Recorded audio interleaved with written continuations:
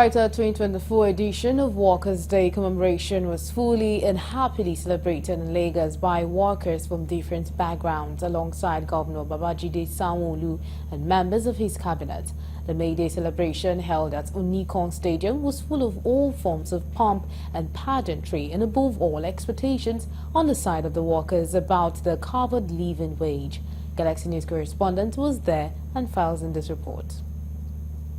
His right and afford opportunity to speak out on general economic and political issues and demands.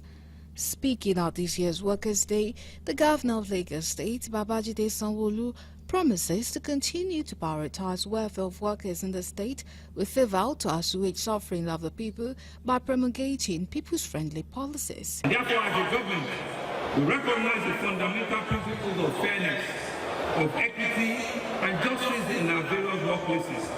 Every individual, regardless of their gender or background, deserves to be treated with dignity and respect. We will continue to uphold these principles and to strive to create an environment where all workers feel valued, feel empowered, feel safe, feel prosperous, feel wanted, and feel inclusive in everything that we do. The governor spoke about the recent scarcity of fuel across the country with an assurance that there will soon be an end to the queues at the filling stations. We're beginning to see some queues in our petrol stations, and I've made an inquiry. I want to assure you that we'll have enough fuel in our various tank farms. I have confirmed from the leadership of NNPC and all of them that are in the downstream sector. There is no fear at all. It's only the logistics of getting the fuel from their various tank farm and depot to the fuel stations that has created this little bottleneck. And they've assured me that within the next couple of days, all those queues will completely disappear.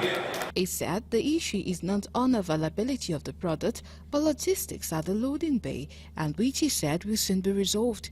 He warned against panic buying of petroleum products and storage at homes. The cost of living is very high. The current minimum wage is so far anymore. The palliative measures are also the inflation. In fact, the main problem now is the spiraling inflation.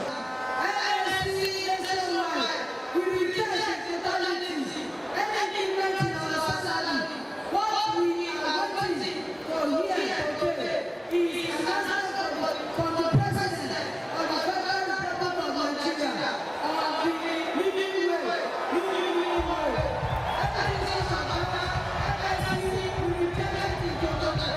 The recent hike in electricity tariff has further impacted the state regulations. Despite enduring electrical policies and the sudden increase in electricity prices feels like a deliberate attempt to burden the working class and adversaries.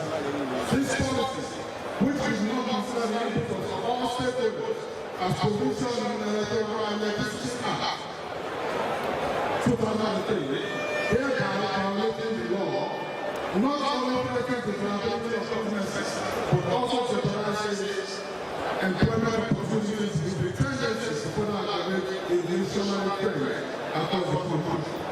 Meanwhile, the state chairman of Nigeria Labour Congress, Comrade Fumi Sesi, and the chairman of Trade Union Congress, Comrade Binga Ekundayo, commended Lagos State government for what it's been doing for workers in the face of current socio-economic situations, but declared the workers will not settle for anything less to living wage in the ongoing negotiations for salary readjustment.